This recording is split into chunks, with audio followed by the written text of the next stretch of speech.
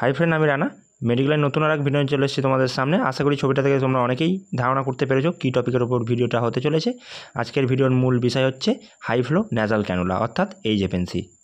তো আজকের আমরা এই ভিডিওর মাধ্যমে দেখে নেব high flow nasal cannula set up. তো তার আগে আমরা হাই ফ্লো ন্যাজাল ক্যানুলা এর ইন্ডিকেশান, কন্ট্রা ইন্ডিকেশান, কমপ্লিকেশান সম্বন্ধে আমরা একটু জেনে নেব। তো এইচএফএনসি একটা নন ইনভেসিভ ভেন্টিলেশান। তো প্রথমে জেনে নেওয়া যাক এইচএফএনসি কি। এইচএফএনসি হচ্ছে একটা হাই ফ্লো অক্সিজেন পেশেন্টকে ডেলিভার করা হয়। তো প্রথমে আমরা একটা পেশেন্টের এবিজি করলাম।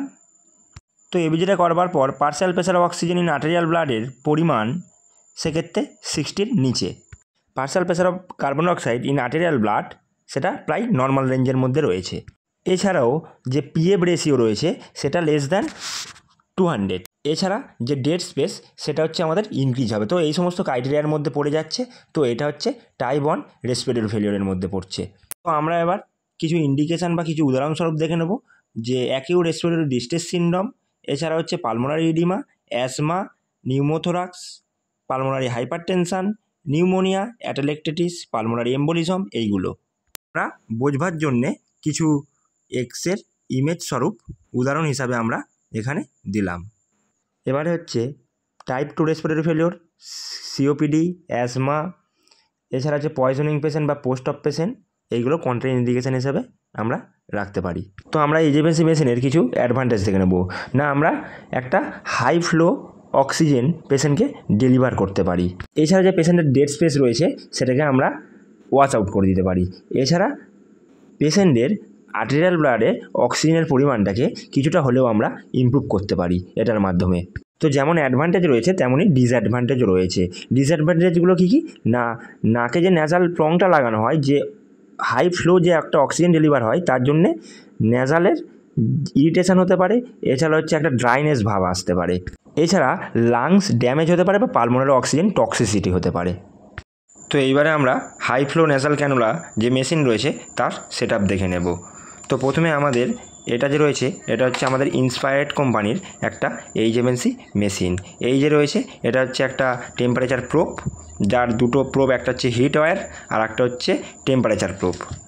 মানে আমাদের যে সার্কিট রয়েছে, যে ব্রিদিং সার্কিট বা এইচএফএনসি সার্কিট, তার মধ্যে একটা ওয়্যার থাকে, সেই ওয়্যারের টেম্পারেচারটাকে মেনটেন করে এই প্রোবগুলো। তো এটা হচ্ছে আমাদের অক্সিজেনের লাইন, এটা হচ্ছে নজেল, অক্সিজেনের সাথে কানেক্ট করতে হয়। এটা হচ্ছে অক্সিজেন থেকে যে ব্লেন্ডারে ফ্লো আসে, তারপরে যে অক্সিজেনের ফ্লো সেটা হচ্ছে ওই ফ্লো। তো এটা যে দেখতে পাচ্ছ এটা হচ্ছে এইচএফএনসি হিউমিডিফায়ার। তো এইচএফএনসি হিউমিডিফায়ারটা কীভাবে লাগাচ্ছি তোমরা একটু ভিডিওর মাধ্যমে দেখে নাও। নিচে যে প্লেটটা রয়েছে ওটা হচ্ছে হিট হয় ওইখানে। তো হিউমিডিফায়ারটা এইভাবে ধরে প্রেস করে দিলে আমাদের হিউমিডিফায়ার সেটিংটা হয়ে গেল।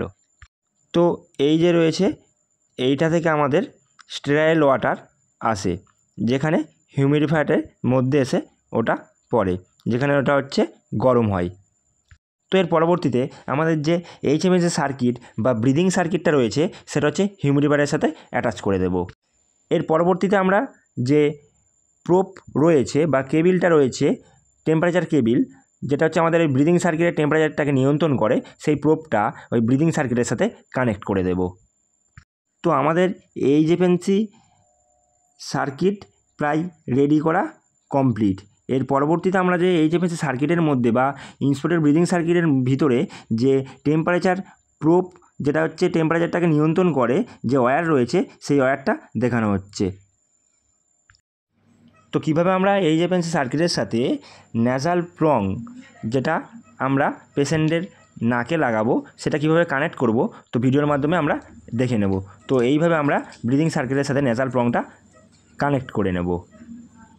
এর পরবর্তীতে আমরা এইচএফএনসির অক্সিজেন লাইনটা মেন অক্সিজেন লাইনের সাথে কানেক্ট করে নেব নজলের মাধ্যমে, যেটা তোমরা ভিডিওতে দেখতে পেলে। তো ওই মেন লাইন থেকে অক্সিজেনটা এসে ব্লেন্ডারের সাথে মেশে, ব্লেন্ডার থেকে একটা অক্সিজেন পাইপ লাইন থাকে, যেটার মাধ্যমে এইচএফএনসি মেশিনে বা ইন্সপায়ার্ড মেশিনে সেটা গিয়ে প্রবেশ করে। আর এই নবটা ঘুরিয়ে বাড়িয়েই আমরা অক্সিজেনের ফ্লোটা সেট করতে পারি। তো মেশিনের এবারে ডিসপ্লে সেটআপ কীভাবে করবো আমরা একটু দেখে নিই। তো আমরা মেশিন অন করলাম। এর পরবর্তীতে আমাদের লকটা ওই নবটা একবার প্রেস করলেই খুলে যাবে। লক একবার প্রেস করলে হয়, একবার প্রেস করলে খুলে যায়।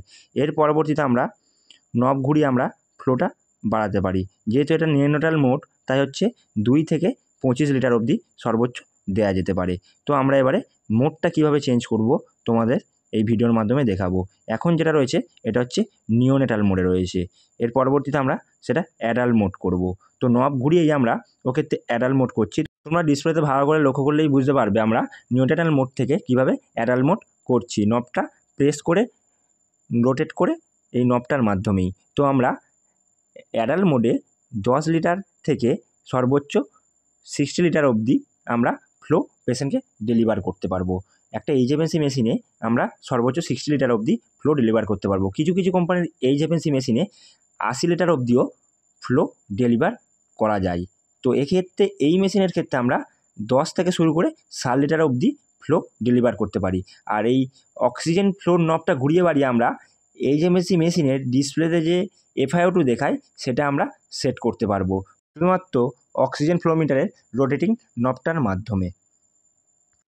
তো এর পরবর্তীতে আমরা যে নবের ডান সাইডের যে অ্যারো চিহ্নটা রয়েছে ওইটা প্রেস করলেই আমাদের এইচএফএনসি মেশিনটা অন হয়ে যাবে। তো ধীরে ধীরে দেখো ফ্লোটা বাড়ছে, আমরা যে ফ্লোটা সেট করেছি আর অক্সিজেন যেটা সেট করেছি সেটা। তো আমরা এক্ষেত্রে 60 সেট করেছিলাম, তো 60 লিটার অবধি ফ্লো ডেলিভার হবে 40% অক্সিজেনে প্রায়। তারপরে ওই পাশের নবটাই বা পাশের সুইচটাই প্রেস করে আমরা মেশিনটা অন অফ করতে পারবো, সেটাও তোমাদের ভিডিওর মাধ্যমে দেখিয়ে দেওয়া হবে। তো পাশের নবটা প্রেস করে ধরে রাখলেই আমাদের ডিসপ্লের ওপরে একটা অপশান চলে আসবে যে স্টপ রানিং কিনা।